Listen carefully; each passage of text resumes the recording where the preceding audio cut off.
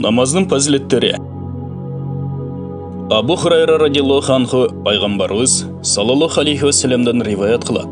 Пайғамбарыбыз саллаллаху алейхи вассалам бір жолы өзінің сахабаларынан сұрады. Айтқылачы, егерде кімдер біреуінің эшигинин алдында су ағып тұрса, жана ошол суға күнүнө 5 жолы жуынса, ошол кишинин денесинде кандайдыр бир кир калабы?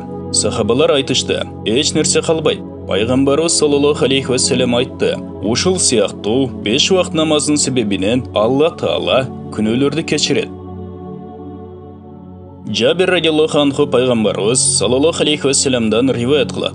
5 вакыт намаздын мисалы кимдир бирөөнүн эшигинин алдындагы агып турган терең дарыя сыяктуу, ал ага күнүнө 5 жолу жуунат.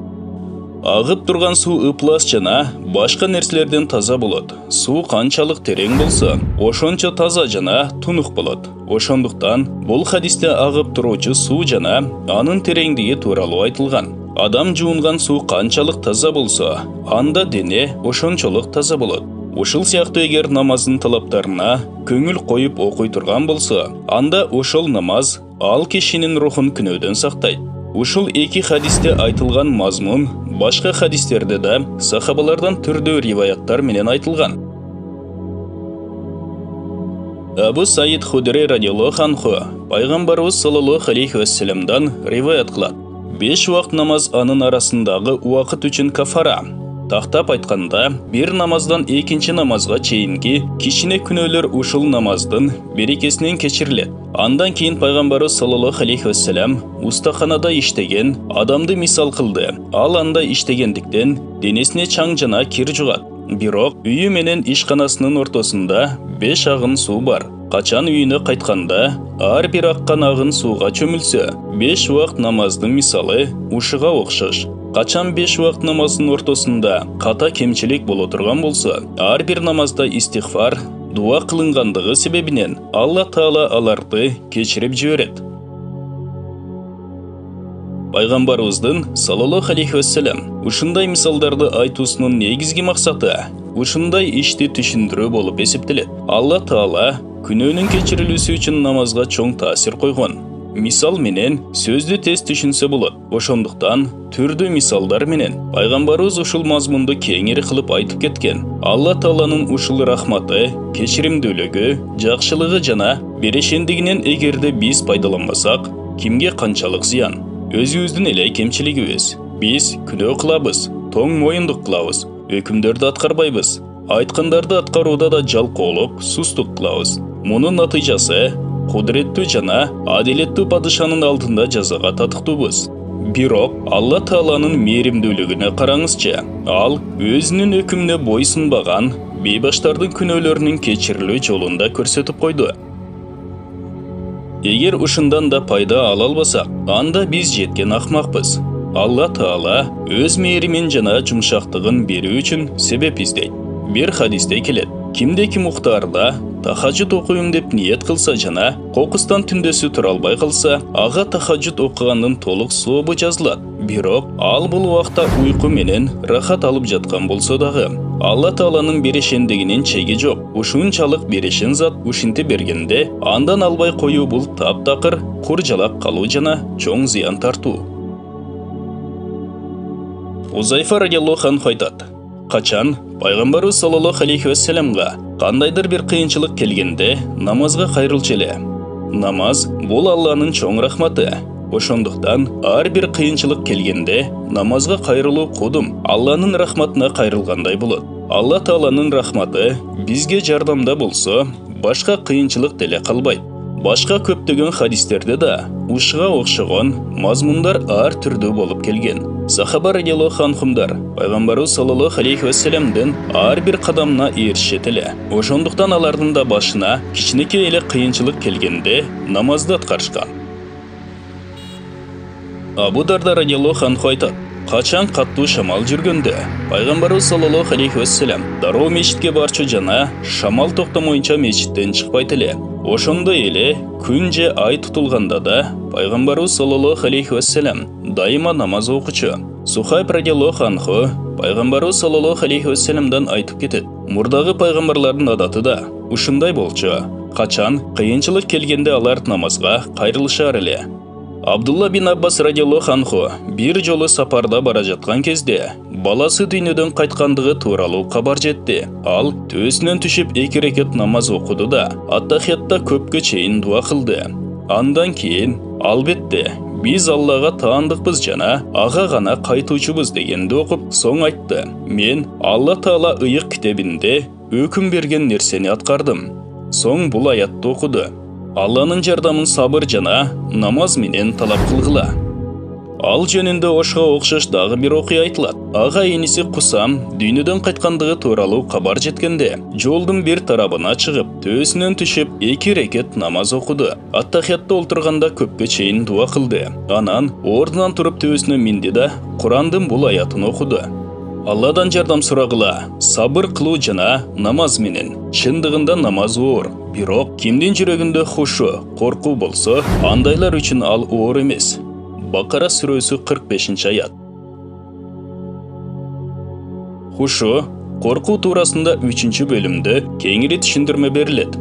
Абдулла бин Аббас радиаллаху анхунун дагы бир окуясы төмөндөгүчө баяндалат. Пайгамбарыбыз саллаллаху алейхи вассаламдын аялдарынын бирөөсү дүйнөдөн кайткандыгы туурасында кабар жеткенде ал дароо сажда кылды. Кимдир бирөө сиз эмне үчүн сажда кылдыңыз деп сураганда ал мындай деп жооп берди.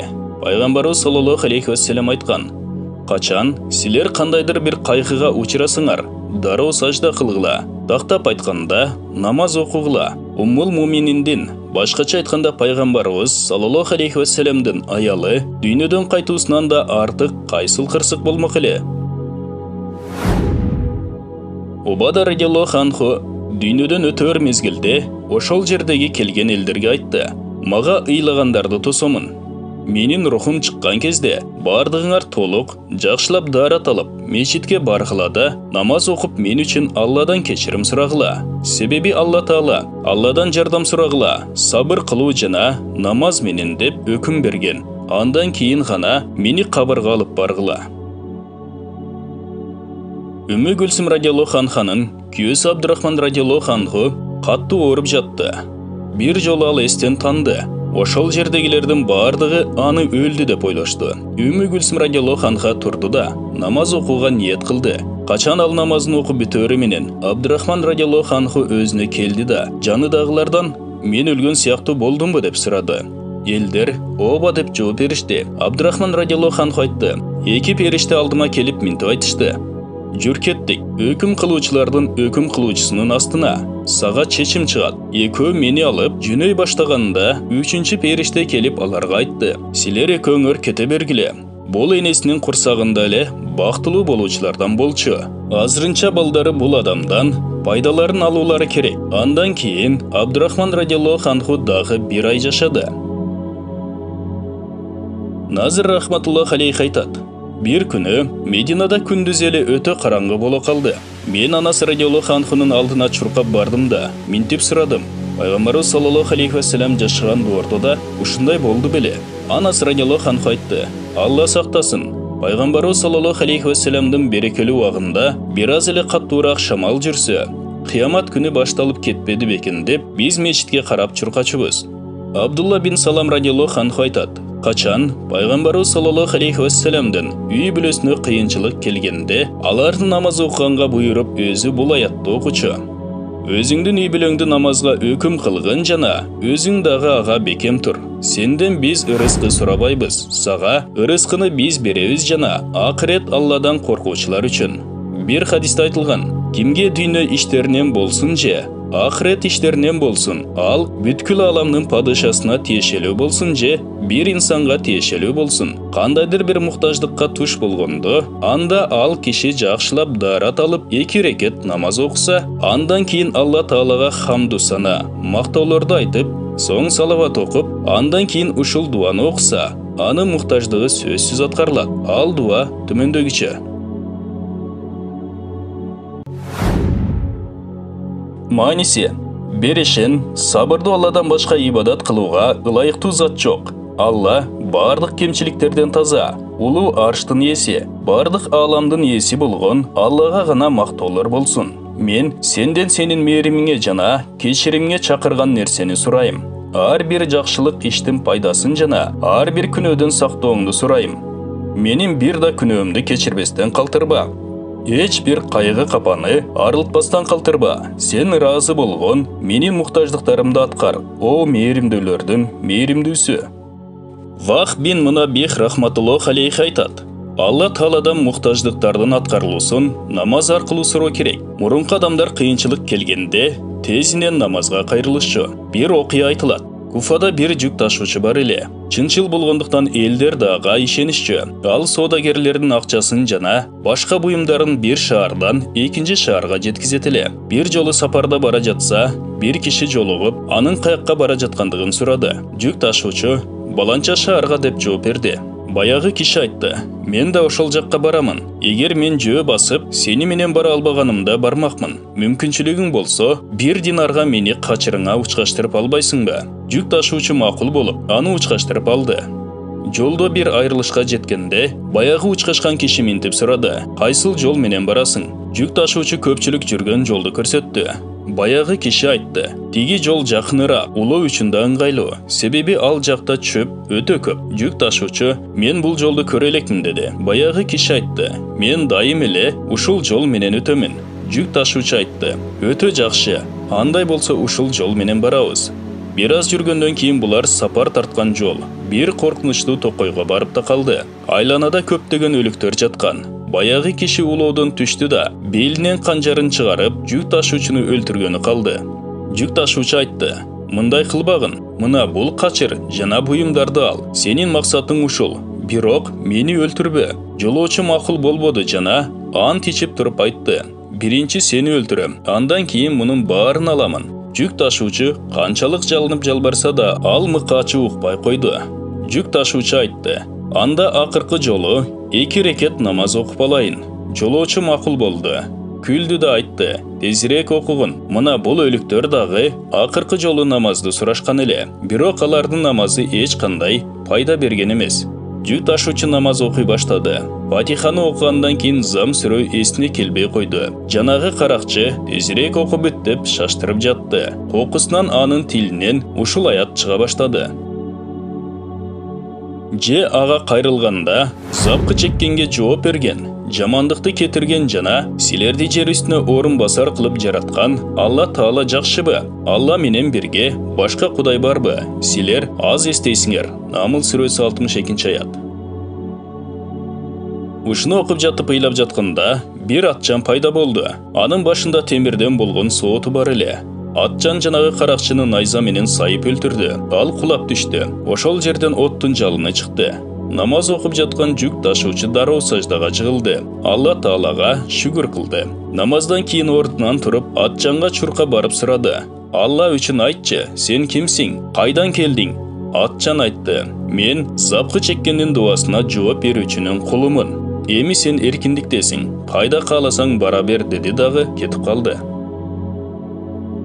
Чындыгында намаз чоң дөөлөт. Алланын ыраазычылыгынан башка көптөгөн кыйынчылыктан кутулуу үчүн да себеп болот. Жүрөккө да тынчтык сөзсүз алып келет. Бин Сирин рахматуллах алейхи айтат: "Эгер мага бейишке баруу жана 2 рекет намаз окуу бул экөөнүн бирөөсүн аткарууга ыктыяр бергенде, анда мен 2 рекет намазды тандамак элем. Себеби бейишке баруу бул менин рахат алуум үчүн. Ал эми 2 рекет намаз болсо, Алланын ыраазычылыгы үчүн."